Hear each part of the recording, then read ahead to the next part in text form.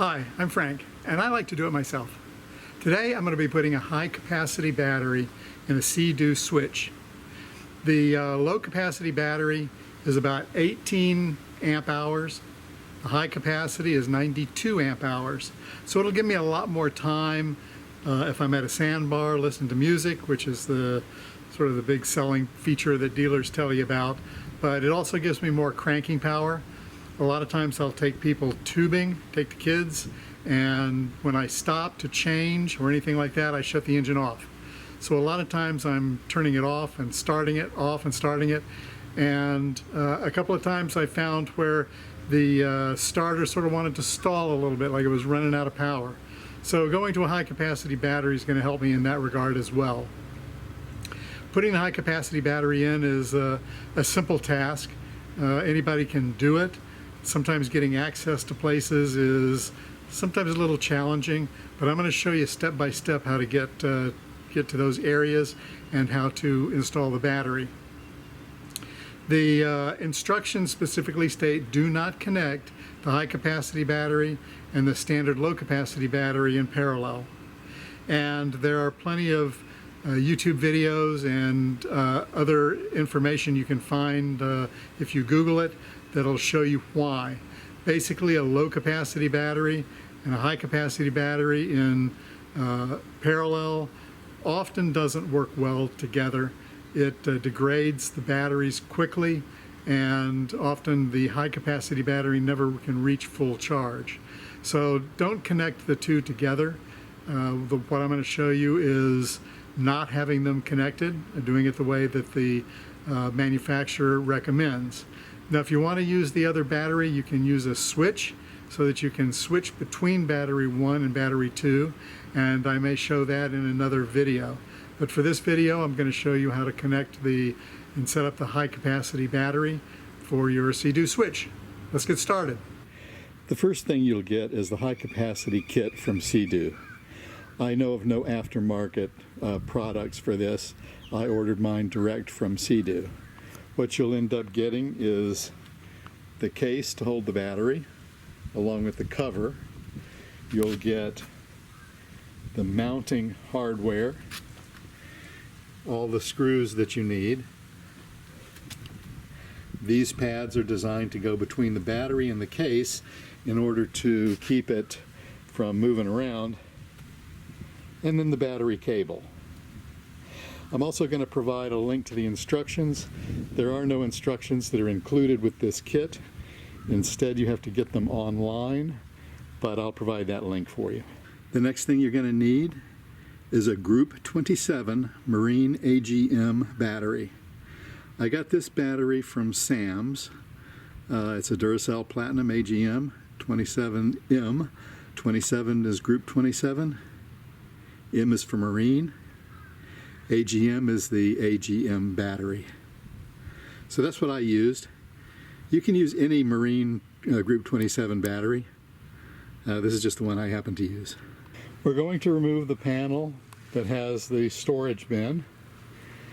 This one right here, which is next to just right in front of the console. And we're going to remove this one here, just behind the center console and beside the seats. That's where the engine is. So these are just simple twist and open.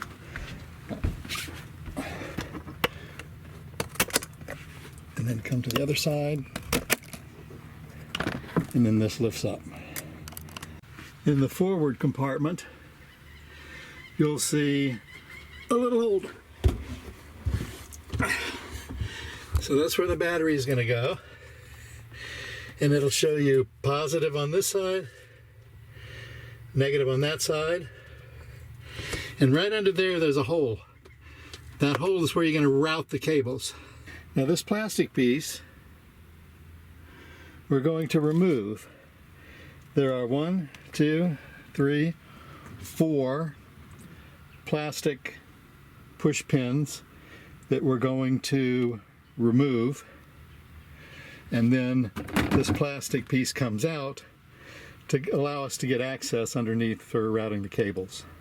Now, since I do a lot of work on cars, I have this tool, which will let me see if I can get a picture of it. Slip up underneath here.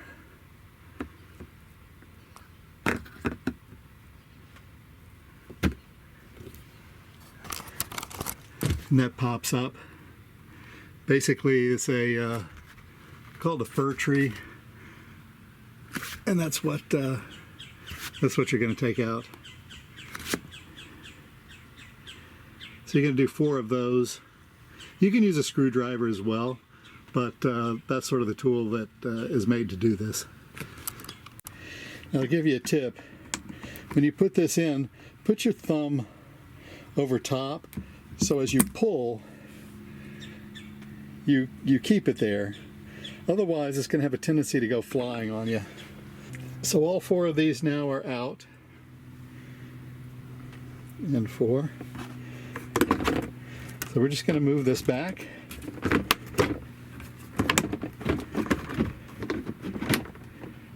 This section comes in 2 halves, and these little clips here are what holds those halves together. So there's 2 of them. One down here, one up here. Push those together, push them in, and this will come apart in 2 because it's too big to pull out in one piece. So you're gonna have to separate them. It's an easy job to do, but just so you'll know, that's what you need to do. So there are the 2 halves that are out, and then we have access under here. This is the fuel tank.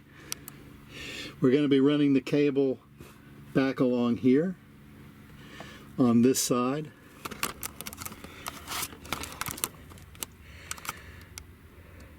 Do not strap the cable to the fuel tank. That was one of the instructions, so don't do that. There are going to be other points that I'll show you to strap the cable to. Keep yourself a box or something. I use a pool strainer to keep like the fir trees, loose tools, any nuts and bolts in, so that they don't go missing on you or fall someplace that you don't want it to. We're going to work from the engine compartment forward. And the reason why is because you have to route this cable through that hole. And on the battery end, that's the cable.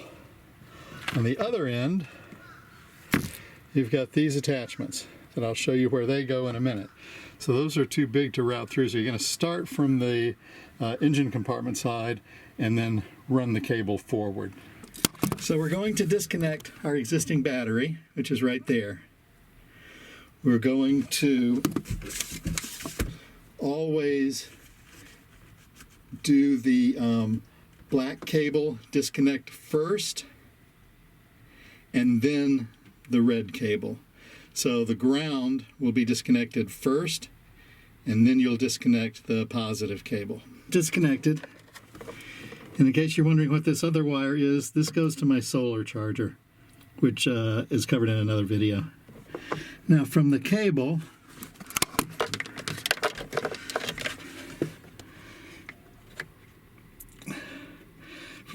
you're going to slide it right into these posts that are already on the side of the battery, existing battery holder.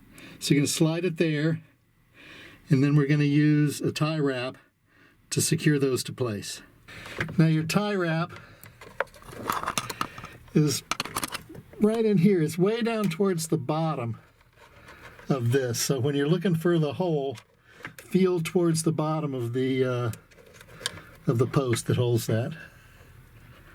I've routed the cables through this hole in the bottom of the battery tray in the storage compartment area. In the battery compartment area, there are 2 zip ties here and here.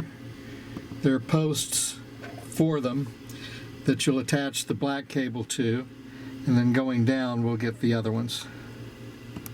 Just to give you a perspective, here's where the tray is. Cable's coming through. Now right there between these two straps that hold the gas tank down, there's a bar. That bar is what you're going to connect your tie wrap to. And then there's another one. So you're going to connect your tie wrap there. And then if you follow along, you'll find another one right there. So those are the two spots you're going to connect the tie wraps to there. And as we come around, that hole right there, that hole right there will have tie wraps. You're going to take the mounting hardware. This is a Torx bolt. Notice which way this is coming.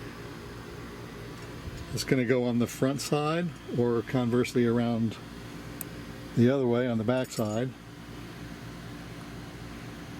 And then you're going to tighten these bolts down. So I'll show you next where that goes. These are Torx 30 bolts, screws.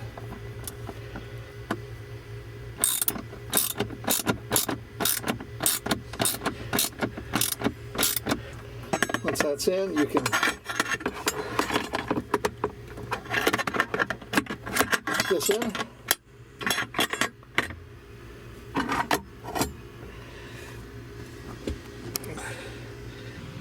You're going to attach next the protective foam.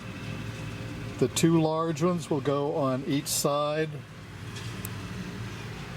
and two smaller ones front and back, and then the other two will go on the top of the battery, which I'll do after I get the battery in.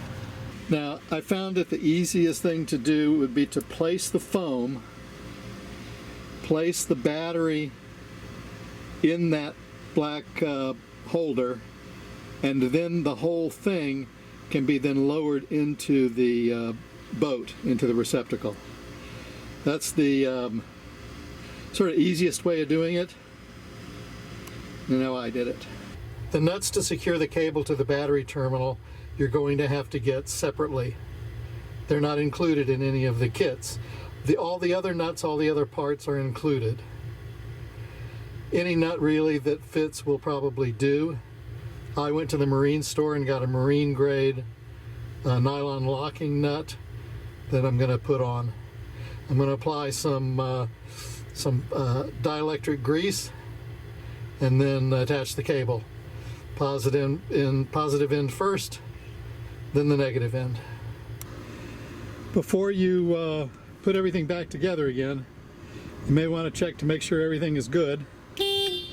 Horn works. My panel works.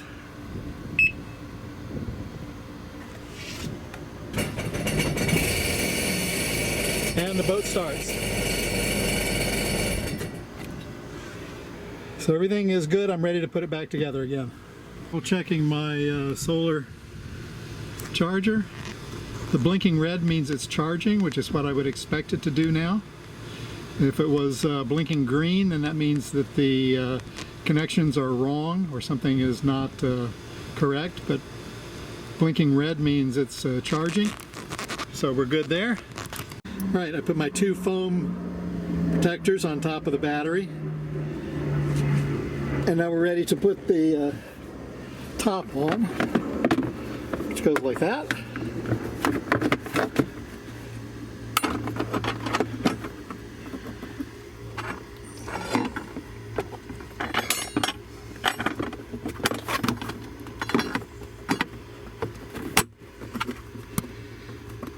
I'll put the screw in there,